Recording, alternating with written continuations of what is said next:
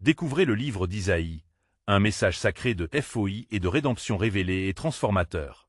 Dans la 3e année de Joachim, fils de Josia, roi de Juda, un lourd voile de désespoir s'étendait sur le royaume.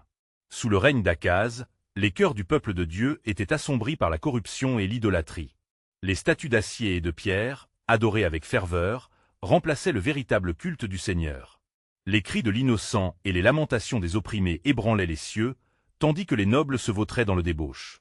Le royaume était en proie à la tourmente, et à travers cette obscurité, un homme se leva, Isaïe, fils d'Amo. Isaïe connaissait son appel, et dans son cœur, il ressentait la puissance de l'Esprit. Transporté dans la magnificence du trône céleste, il se retrouva face au Saint, entouré de séraphins qui chantaient avec ferveur. Saint, Saint, Saint est l'Éternel des armées. Dans cette atmosphère de gloire, une question résonna, traversant les cieux, qui enverrai-je? Tremblant d'humilité, Isaïe leva la voix, sa réponse, empreinte de foi, me voici, envoie-moi. Ce moment marqua le début de son obéissance à Dieu, un chemin semé d'embûches, car il devait affronter le roi Akaz, dont l'orgueil et l'incrédulité s'opposaient à l'appel à la repentance que le Seigneur lui confiait. Alors que les jours passaient, Isaïe éprouvait la douleur de passer le message de jugement imminent de Yahvé sur Juda. Ces paroles, pleines de douloureuses mises en garde, mêlaient l'urgence de la réprimande divine à la promesse d'un rétablissement. Il dévoila des visions prophétiques, annonçant l'Emmanuel, un Messie dont la naissance porterait l'espoir à un peuple perdu dans les ténèbres.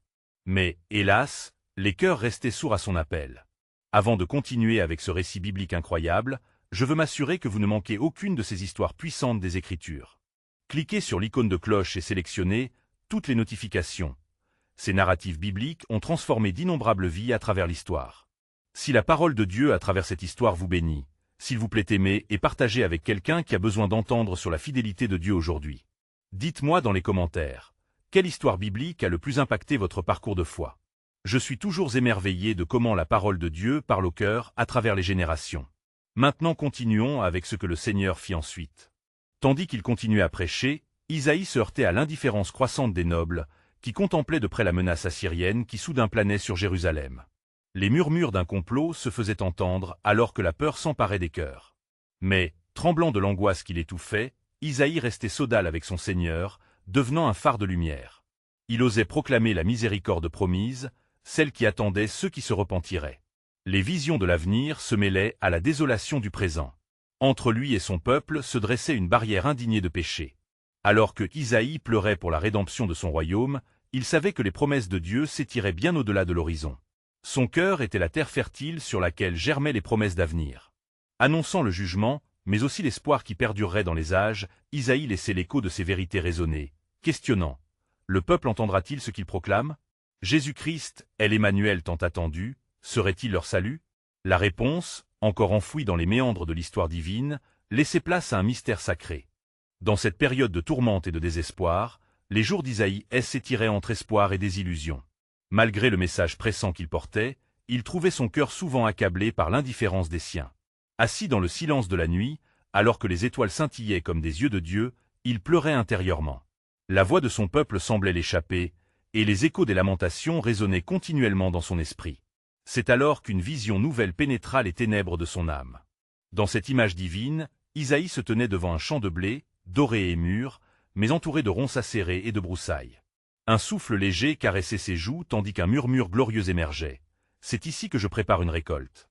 Cette révélation nourrissait sa foi et alimentait son appel.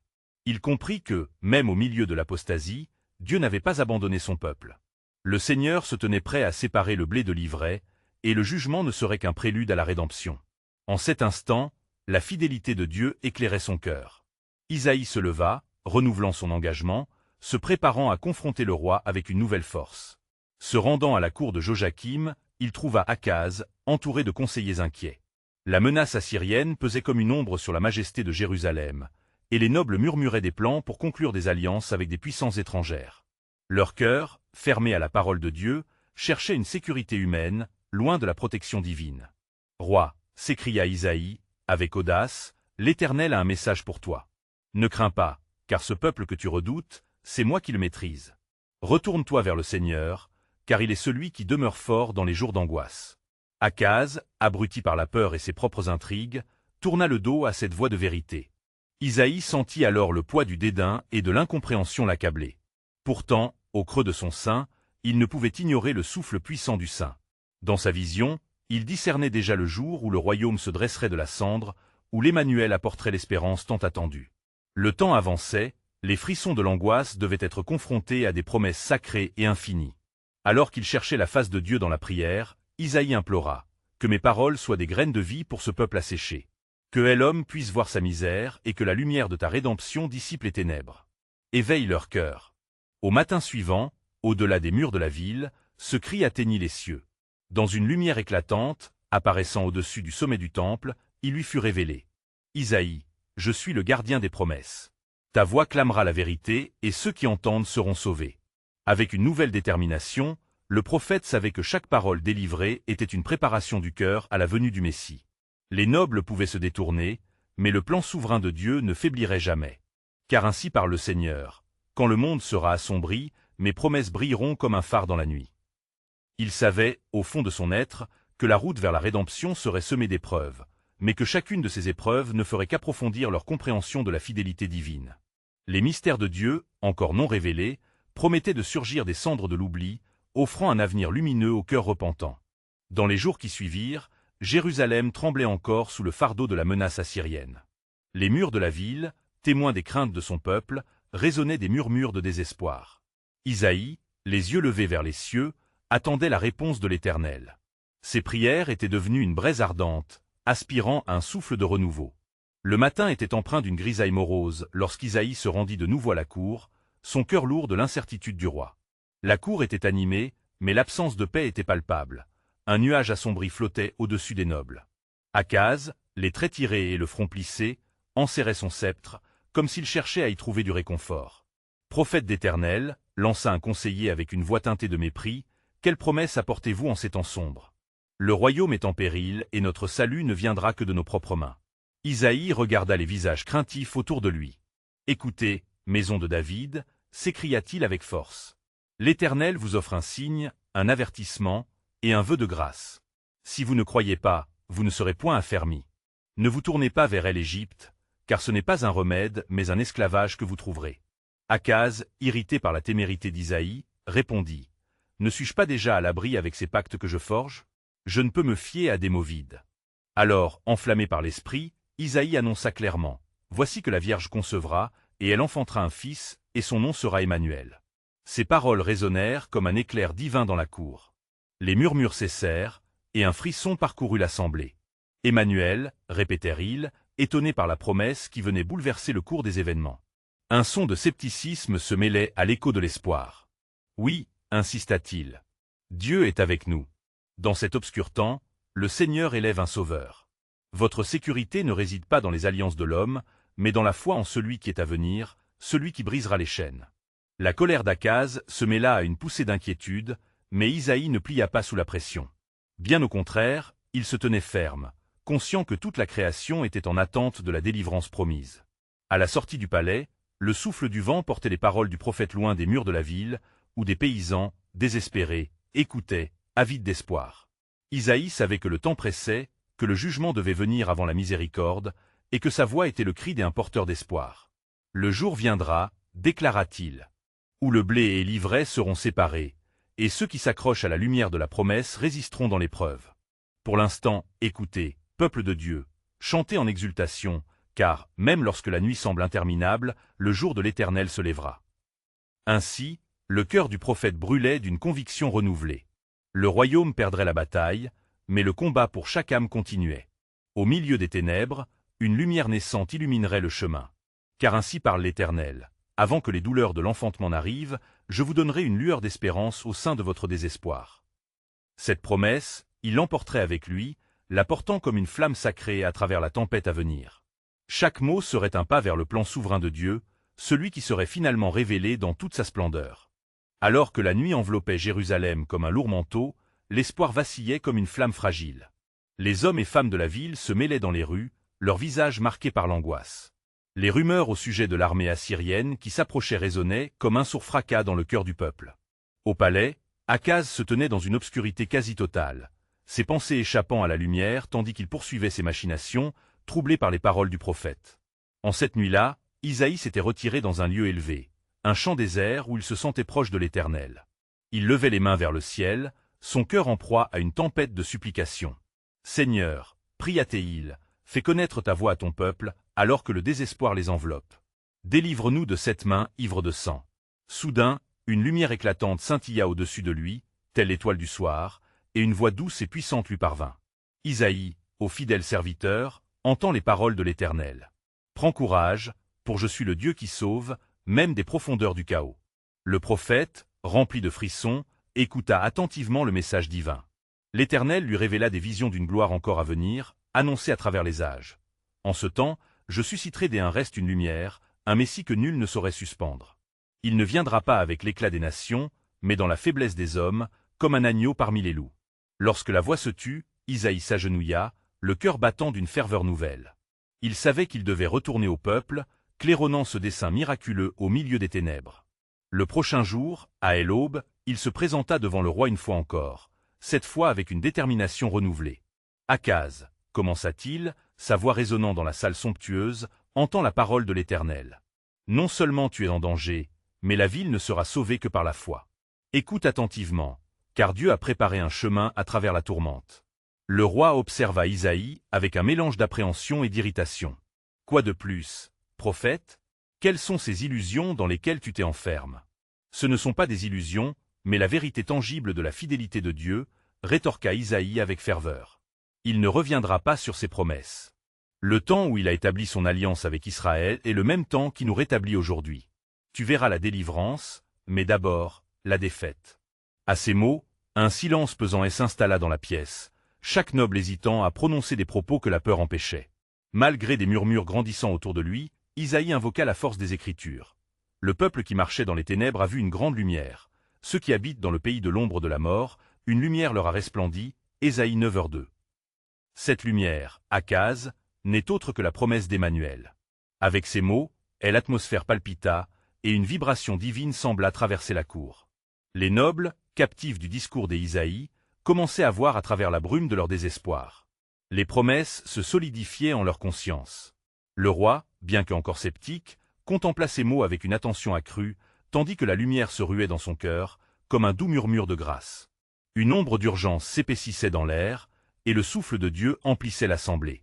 Isaïe, sachant que la bataille dépassait le combat physique, avait appelé à la préparation spirituelle. Ce qui était à venir n'était pas simplement un jugement, mais une opportunité de rédemption pour ceux qui saisiraient la promesse. Et alors qu'Isaïe se tenait, il savait que le plan souverain de Dieu ne pouvait être entravé.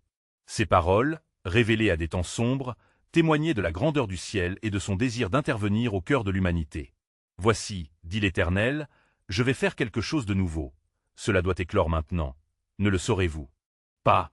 Je mettrai des voies dans le désert et des rivières dans les lieux arides. » Ésaïe 43, 19. Que le peuple sache qu'il n'y a pas de désespoir trop grand pour la main de Dieu, car son plan se déploie encore, et sa lumière triomphera sur les ombres. La lumière de telle aurore s'élevait timidement, chassant les ombres de la nuit et apportant une lueur d'espoir dans les ruelles de Jérusalem. Des murmures parcouraient la ville, comme des vagues d'anticipation. Les paroles d'Isaïe résonnaient dans l'esprit des habitants, éveillant une nécessité pressante de foi face à l'incertitude. Les nobles, ébranlés par le message du prophète, se rassemblaient autour du roi, encore engoncé dans ses doutes. Isaïe, fort de la promesse divine, s'approcha de la foule qui se formait. C'étaient des visages fatigués, marqués par la bataille de telle angoisse et de la peur, mais aussi des visages d'espoir vacillants, impatients d'entendre la voix de l'Éternel. « Écoutez, ô maison de David, » lança Isaïe d'une voix claire, qui fendit l'air lourd d'inquiétude. « Le Seigneur vous appelle aux repentances, car dans votre état désespéré, il y a un chemin de salut. » Akaz, se tenant de manière rigide, tenta de contenir le tumulte qui s'élevait dans le cœur du peuple. « Que pouvez-vous faire face à la Syrie » s'écria-t-il, sa voix teintée de défi. Mais Isaïe, avec une autorité divine, poursuivit. « Ne crains pas, car l'Éternel des armées est avec nous. Il nous préservera de cette menace. » Au même moment, à l'extérieur des murs, le bruit de tambours de guerre se faisait grandissant. Les échos des pas de telle armée assyrienne se mêlaient aux murmures des supplications du peuple. « L'ennemi s'avance, » murmura un jeune homme, égaré dans ses pensées. L'effroi commençait à envahir la foule, et le cœur d'Isaïe se serra. « Si seulement vous pouviez voir au-delà des circonstances, pensait-il, car la délivrance se trouve dans l'adhésion aux promesses de Dieu. Il leva les yeux vers les cieux et s'exclama, « Seigneur, montre-leur ta puissance. Que chacun d'eux puisse éclairer leur âme avec ta lumière. Ton nom est un fort refuge pour ceux qui croient. » Dans le ciel, les nuages se mirent à s'assombrir, comme si une réponse venait de loin.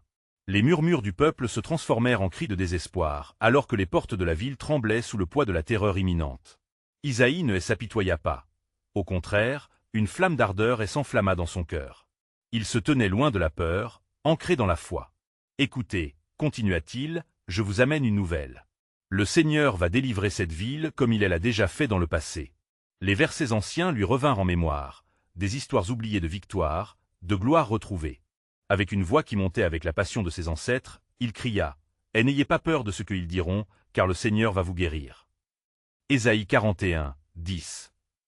Dans cette scène de tension palpable, les nobles commencèrent à se rassembler autour d'Isaïe, leur crainte assombrissant encore davantage leur visage, mais des lueurs d'espoir se mêlaient désormais à leur tremblement. La lumière des Emmanuel, promise par le prophète, brillait dans leur cœur. Akaz, voyant cette ferveur, sentit son scepticisme faiblir. Sa main trembla légèrement, alors qu'il considérait s'il devait accueillir l'espoir que lui offrait cet homme de Dieu. Mais le temps pressait, et le mur du doute qui l'entourait menaçait de l'engloutir. Dans son silence, il scrutait les êtres qui l'entouraient, se rendant compte qu'un choix s'imposait à lui. Au loin, le vent se leva, et une voix résonna dans le ciel. « Voici, maintenant l'Éternel intervient. » Pendant qu'Isaïe continuait à prêcher, une vision s'ouvrit à lui, révélant des batailles en cours, des victoires qui allaient sembler impossibles aux yeux des hommes. Alors qu'il s'adressait à la foule, il prononça ces paroles mystérieuses, gravées dans la profondeur de son cœur. « Le Seigneur combattra pour vous, et vous resterez tranquilles. » Exode 14h14. Préparez vos cœurs, car le moment n'est pas loin où le plan souverain de Dieu se dévoilera dans toute sa splendeur, et la délivrance viendra comme un torrent dans le désert. Ainsi, face à l'angoisse et la terreur de telle Assyrie, un murmure de foi commença à grandir dans le cœur du peuple, unissant leur voix à celle du prophète.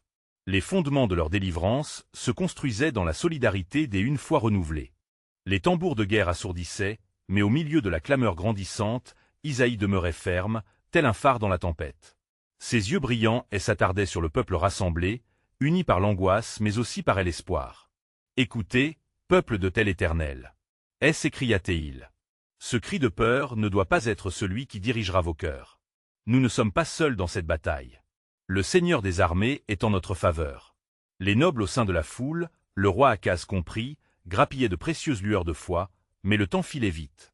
Le bruit des ennemis, tel un serpent qui s'enroule, était bientôt rehaussé par un paysage de désespoir.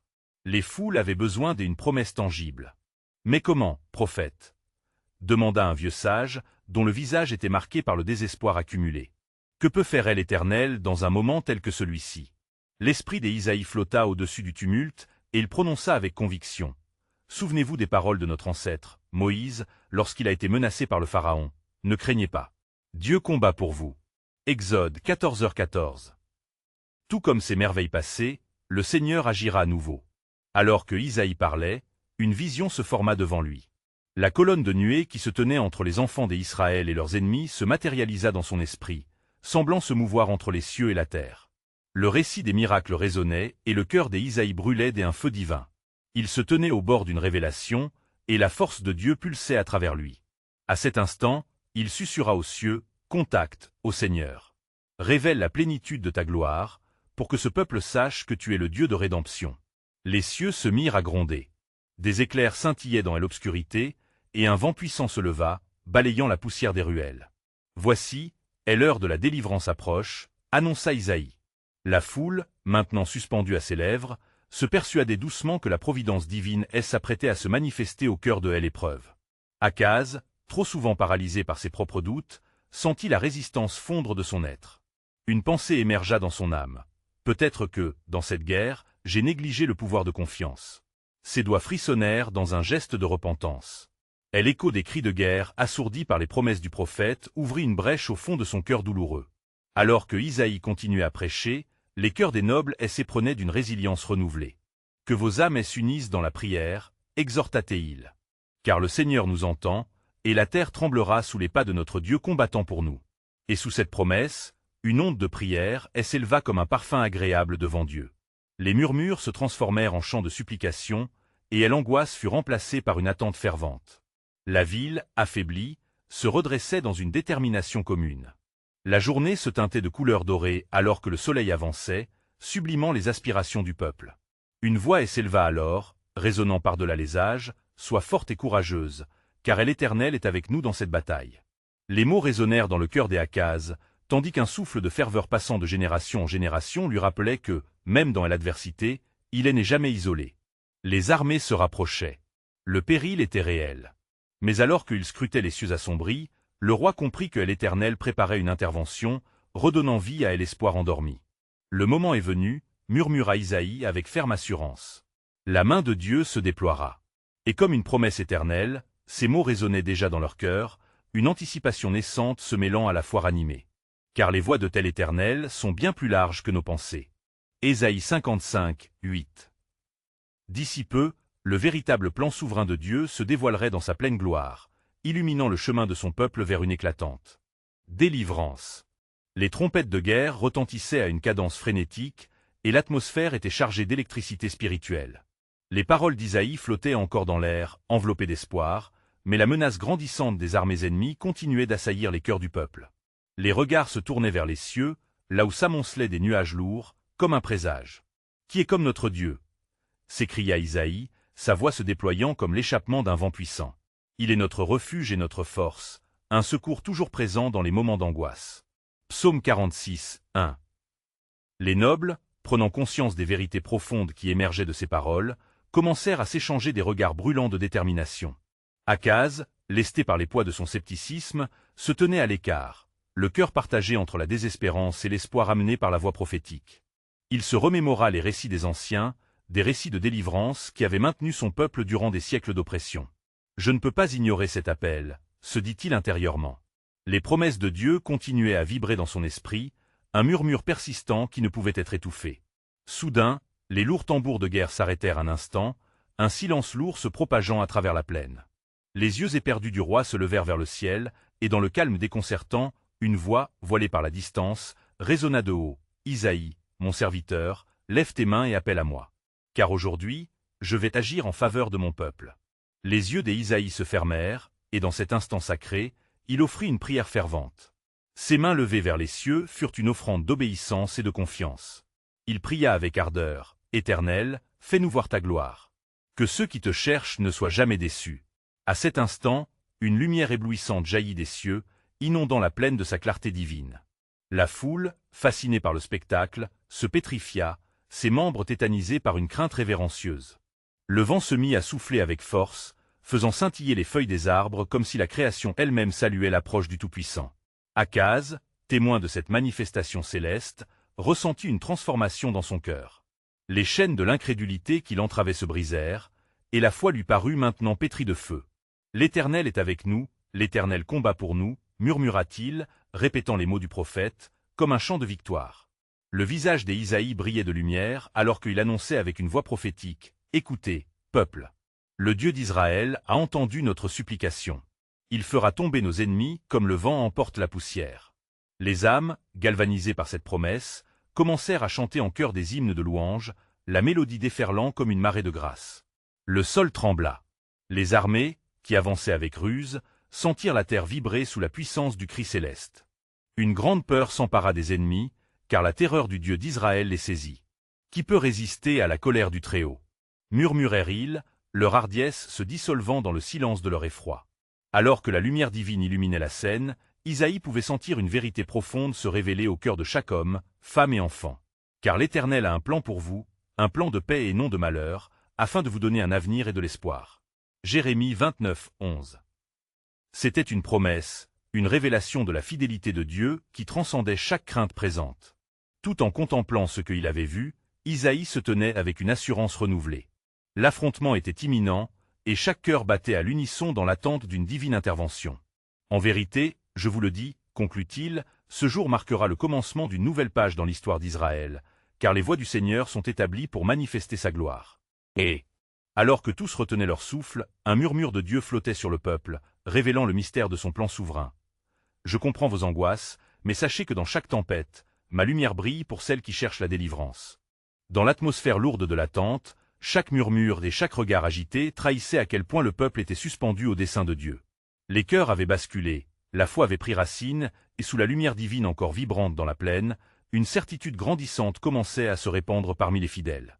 Isaïe, le prophète de l'Éternel, s'approcha des nobles et du roi Akaz, qui se tenaient désormais dans une posture d'écoute attentive, presque soumise. Le temps est venu de nous rassembler en prière. Nous devons demander à notre Dieu le secours que nous cherchons.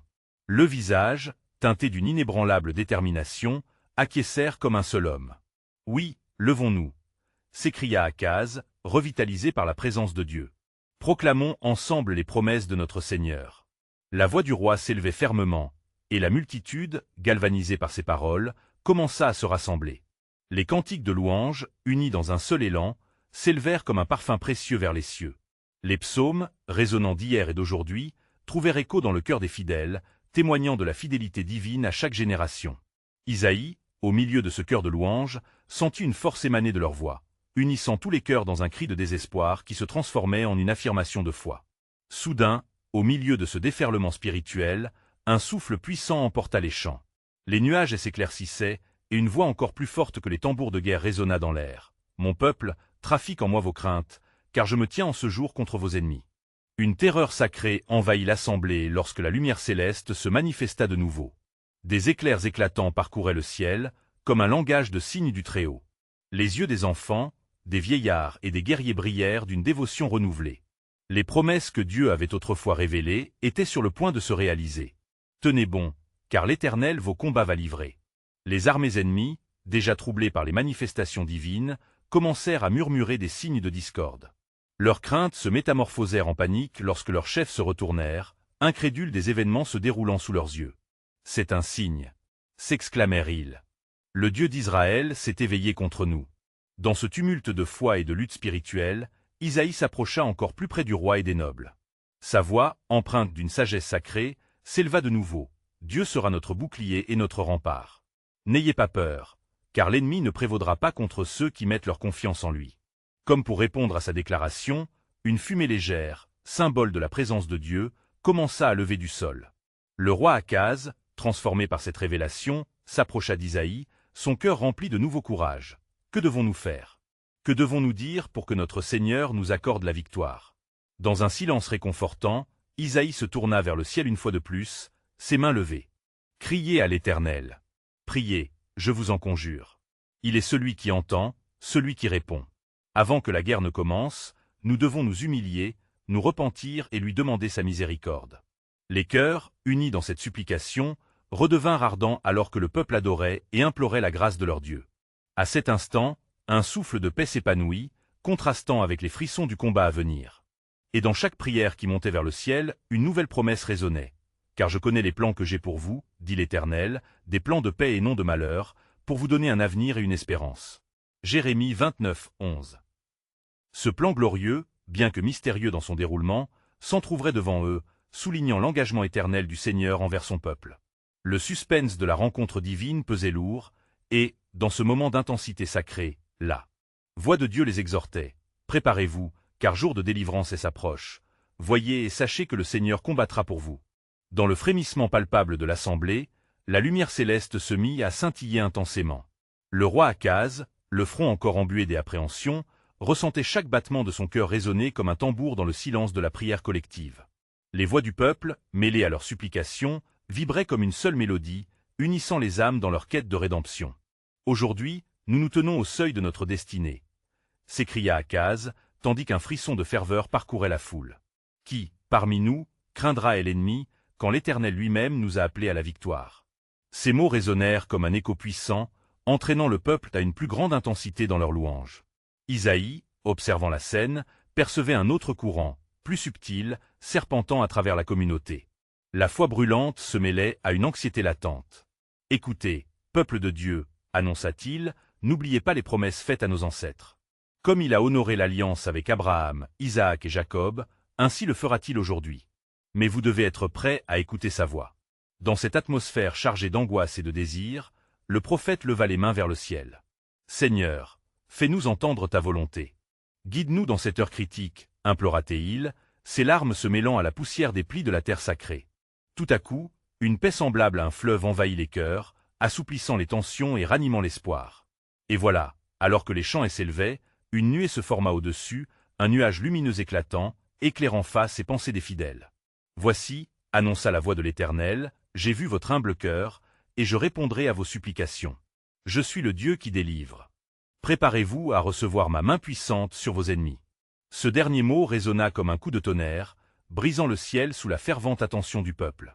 Les murmures d'appréhension laissèrent place à des cris de joie et de reconnaissance. Le Seigneur est étonnant dans la délivrance. S'exclamèrent certains, d'autres se mirent à pleurer de gratitude. Tous étaient désormais inondés d'une assurance nouvelle, la peur s'étant métamorphosée en anticipation béate. Il y avait parmi eux une promesse de victoire, celle d'un peuple uni dans la foi, invoquant la force et la sagesse qui ne venaient pas de leur propre entendement, mais de la foi en leur Seigneur. Parmi ce tumulte, Isaïe, fidèle à sa mission, chercha parmi la foule les sombres visages des hommes du roi. « Allez » leur ordonna-t-il avec une autorité douce, mais ferme, et dit aux mères et aux pères d'élever leurs enfants dans la confiance de l'Éternel. Que pas un seul d'entre vous ne faiblisse, car la bataille n'est pas la vôtre, elle appartient au Seigneur. Alors que la foule commençait à disperser les témoignages des merveilles attendues, une ombre passa rapidement sur le visage du prophète. Il sentit que la vraie bataille se livrait non seulement sur le terrain de guerre, mais principalement dans les cœurs. De sages paroles ou de discours vaillants ne suffiraient pas si leur foi était vacillante devant l'épreuve. Car c'est dans la profondeur de votre croyance que réside la véritable force. Réfléchissez donc à cela. Est-ce que Dieu pourrait être inactif quand son peuple se lève en prière? Seul tôt ou tard, son plan s'accomplira, comme il a prévu dès le commencement, murmura-t-il dans un souffle.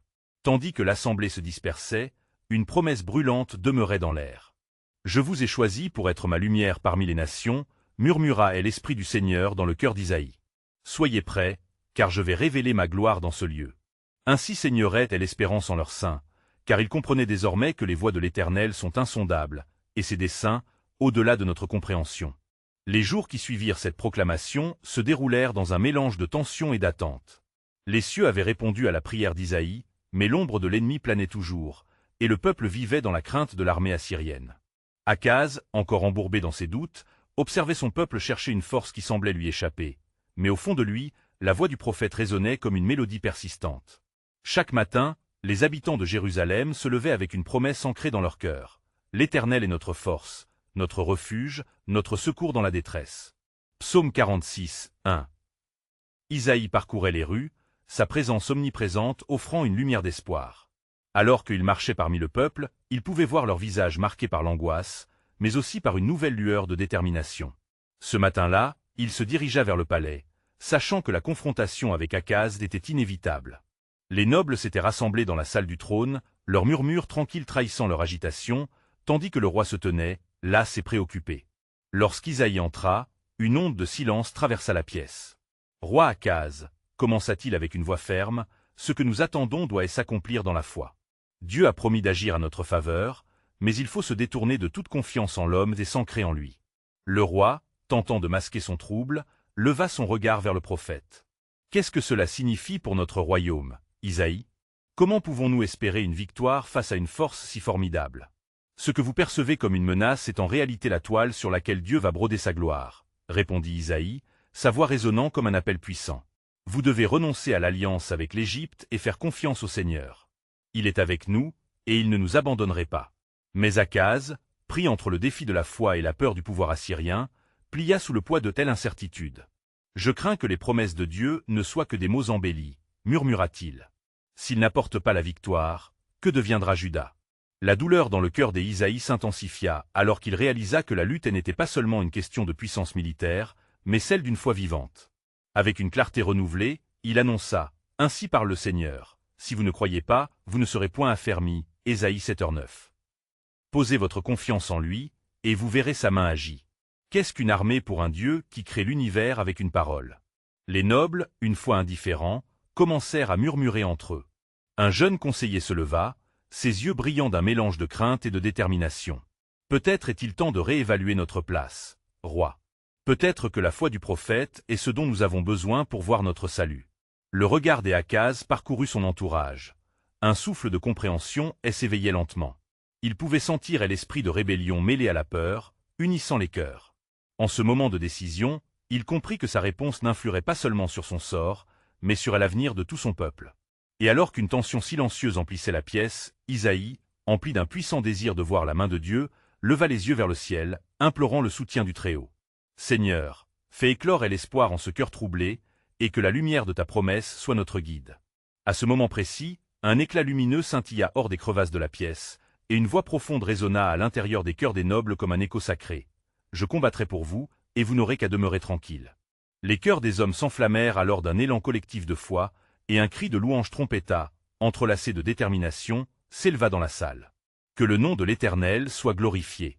s'écria un vieux sage, tandis qu'Akaz, ému, se tenait là, le cœur vibrant d'une promesse d'espérance. « Aujourd'hui, je fais choix de croire, en dépit des tempêtes, déclara le roi, ses voix tremblantes portées par la ferveur de son peuple, je retourne mon cœur au Seigneur, et je proclame sa fidélité pour la délivrance de Juda. » Sur ces paroles, Isaïe, inondé de gratitude, sut que la lumière avait pénétré les ténèbres qui menaçaient leur existence.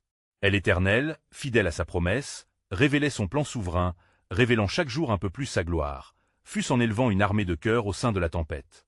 Car ainsi parle le Seigneur, ne crains pas, car je suis avec toi. Ne sois pas déconcerté, car je suis ton Dieu. Je te fortifie, je viens à ton secours. Ésaïe 41, 10.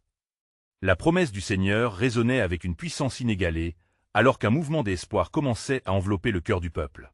Au milieu du désespoir, la lumière de la rédemption brillait, prête à atteindre le trône du roi. Aucun nuage d'obscurité ne pouvait éclipser le chemin que l'Éternel préparait pour son peuple. En ce jour mémorable, chaque âme se préparait à accueillir les plans divins qui se déploieraient, un événement éclatant se profilant à l'horizon, tel un mystère sacré dont se dévoilait l'éclat divin.